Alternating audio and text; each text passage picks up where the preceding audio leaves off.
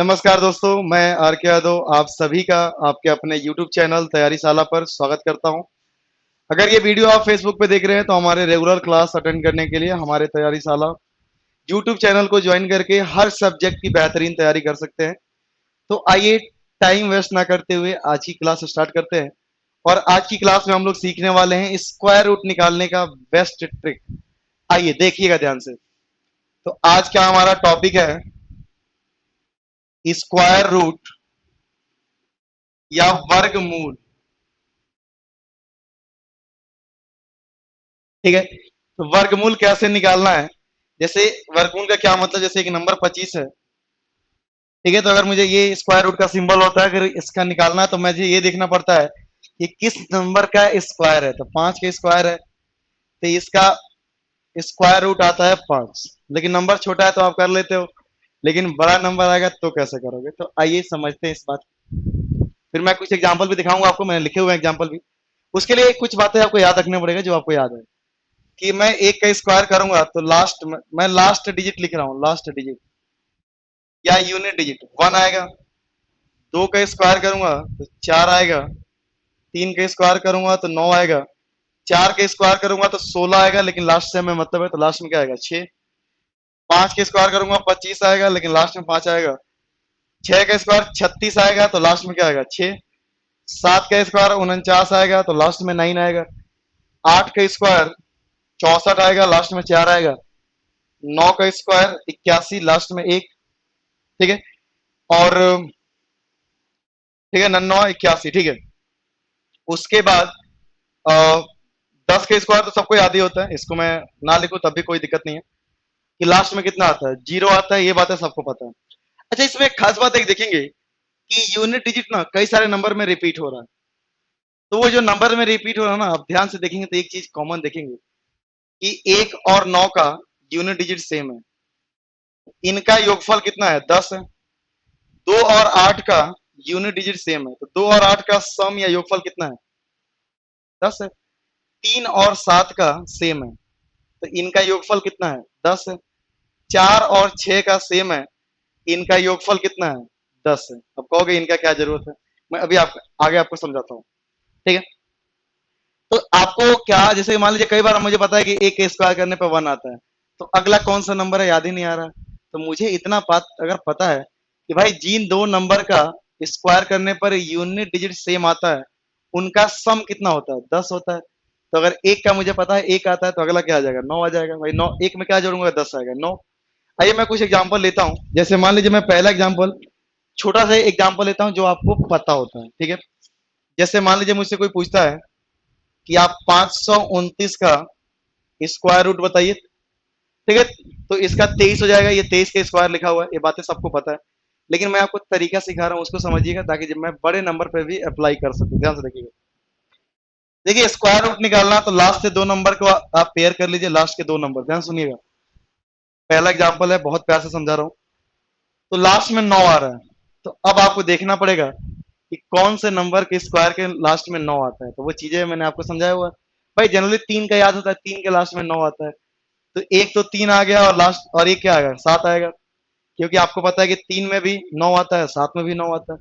3 मुझे याद आ गया तो 7 सोचना नहीं पड़ेगा, क्योंकि मुझे पता है जिन दो नंबर के स्क्वायर करने पर यूनिट डिजिट सेम आता है, उनका सम या योगफल कितना आता है 10 आता है।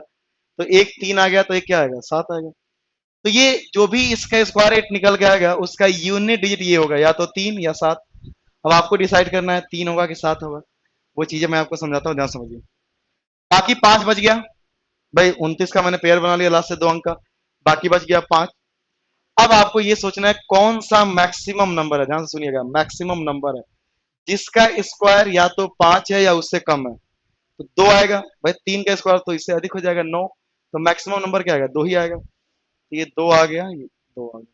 तो आपका आंसर या तो 23 होगा या 27 होगा। बहुत ही आसान तरीका है, शुरुआत में समझा रहा हूं, आपको टाइम लग रहा है। अब इससे जस्ट अगले नंबर से आप मल्टीप्लाई कर दीजिए। 2 का अगला नंबर क्या आता है 3, सॉरी हाँ 2 का अगला नंबर 3, और 2 को 3 से मल्टीप्लाई करूंगा तो 6 आएगा। अब इस 5 का कंपैरिजन करना है 6 से, तो ये 5 क्या है छोटा है। भाई ये 2 का जस्ट अगला इंटीजर 3 आता है, 3 से मल्टीप्लाई करूंगा तो 6 आएगा। अब इस 5 का कंपैरिजन जो भी नंबर बचा हुआ है इससे करूंगा तो ये 5 क्या है, इसके कंपैरिजन में छोटा है तो छोटा वाला आंसर हो जाएगा।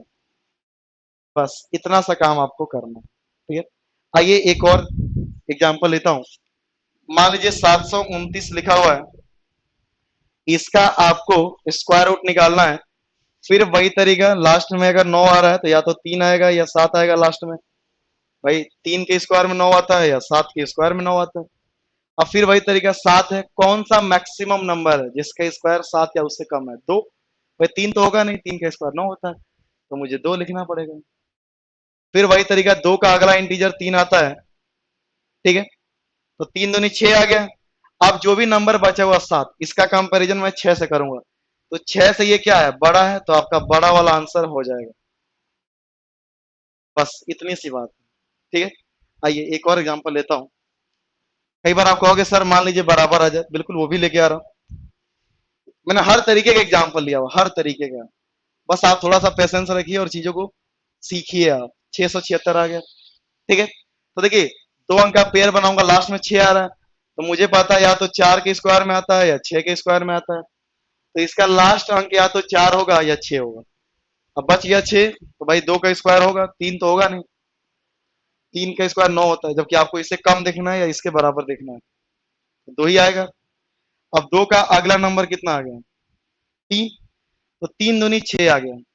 तो अब ध्यान से देखिए दोनों ही नंबर आपस में बराबर है, बराबर आपको दिख रहा है। तो याद रखना है जब भी बराबर होगा या बड़ा होगा तो बड़ा वाला लेना है।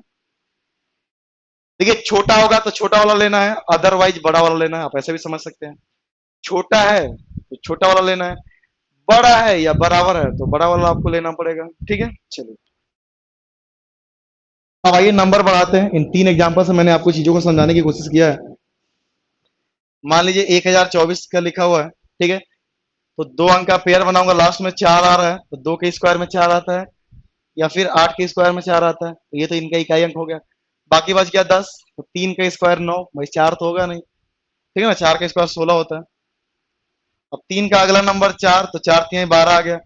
ये 12 से क्या है, छोटा है, तो छोटा वाला आपका आंसर हो गया। बस इतना ही करना है। आइए कुछ और नंबर लेके दिखाता हूँ मैं आपको। मान लीजिए 1764 लिखा हुआ है, ठीक है, तो लास्ट में 4 है, तो या तो 2 होगा या 8 होगा, ठीक है। अब 17 है तो 4 का स्क्वायर 16 होता है। 4 का अगला नंबर 5, तो 5 चौको 20, ये 20 से क्या है, छोटा है, तो छोटा वाला आपका आंसर हो जाएगा, ठीक है। छोटा है तो छोटा वाला आंसर होगा, बड़ा या बराबर है तो बड़ा वाला आपका आंसर होगा। आइए कुछ और नंबर लेके आपको समझाता हूं मैं, ठीक है। चलिए अब जैसे मान लीजिए मैं नंबर और बढ़ा देता हूं, 108 16, ठीक है। अब देखिए आखिरी से 2 अंक का ही पेयर बनाना है आपको, तो लास्ट में आ रहा है 6, तो 4 के स्क्वायर में 6 आता है, 6 के स्क्वायर में 6 आता है, ठीक है। 108 बच गया, तब आपको सोचना पड़ेगा कौन सा नंबर है जिसका स्क्वायर 108 या उससे कम है। तो 10 का स्क्वायर 100, भाई 11 तो होगा नहीं, 11 का स्क्वायर 121 होता है, तो कितना रहेगा, 10 ही रहेगा, तो आप 10 लिख दीजिए। अब देखिए 10 का अगला नंबर क्या आता है, 11, तो 10 का 11 से गुणा करूंगा तो 110 आएगा। और ये नंबर क्या है, 110 से छोटा है, तो छोटा वाला आंसर हो जाएगा, ठीक है। बस इतनी सी बात है। आइए कुछ और एग्जांपल से आपको मैं बात समझाता हूँ, ठीक है। मान लीजिए लिखा हुआ है, ये नंबर लिखा हुआ है, ठीक है, ये किसका, इसका स्क्वायर रूट क्या होगा, ध्यान से समझिए। 69 है यानी लास्ट में 9 है, तो 9 किस में आता है, 3 में आता है, 7 में आता है। बाकी बच गया 127, तो आपको सोचना पड़ेगा कौन सा नंबर है, ठीक है ना। और इसके लिए स्क्वायर याद होना चाहिए, और स्क्वायर वाला वीडियो मैंने पहले डाल दिया है, अगर आपने नहीं देखा है तो एक बार जाके जरूर देखिएगा, ठीक है। तो 11 का स्क्वायर भाई 121, 12 का तो होगा नहीं, 12 का स्क्वायर 144 हो जाता है, 121 लिख दो, ठीक है। सॉरी 11 का स्क्वायर है ना, तो 11 आएगा। अब 11 का अगला नंबर होता है 12, ठीक है, तो 12 के गुणा मैं 11 से करूंगा कितना आएगा, 132। तो ये नंबर क्या है, 132 से छोटा है, भाई ये वाला नंबर क्या आ गया, इससे छोटा आ गया, तो छोटा वाला आंसर हो गया, ठीक है। छोटा आएगा तो छोटा वाला आंसर, बड़ा या बराबर आएगा तो बड़ा वाला आंसर आएगा। बस इतनी सी बात याद रखना है, बहुत ही आसान ट्रिक है, ठीक है। चलिए अब कहोगे कि एक और नंबर लीजिए ना सर। ठीक है भैया, हम ले लेते हैं। ठीक है, देखिए, अब 136 और 89, ठीक है, इसका आपको स्क्वायर रूट निकालना है। तो ध्यान से देखिए, लास्ट में 9 आ रहा है तो या तो 3 आएगा या 7 आएगा, इतनी बात तो पता है आपको। बाकी बच गया 136। अब देखिए किसका स्क्वायर 136 या उससे कम है, 11 का स्क्वायर। 12 करूंगा तो 144 हो जाएगा, तो 11। 11 का अगला नंबर 12 आता है, तो गुणा करूंगा 132 आएगा। अब इसका कंपैरिजन आपको इससे करना है, तो इस बार क्या है, बड़ा आ गया। तो बड़ा आ गया तो बड़ा वाला आपका आंसर हो जाएगा, छोटा वाला नहीं होगा। ठीक है, तो इस तरीके से आपको स्क्वायर रूट निकालना है। ठीक है, आप देखते हो कई बार कैलकुलेशन में स्क्वायर रूट आ जाता है, तो ये तरीके अगर याद है तो आप बहुत ही आसानी से निकाल पाओगे। आइए एक और सवाल मैं लेता हूं। 151 29, ठीक है, 15,129।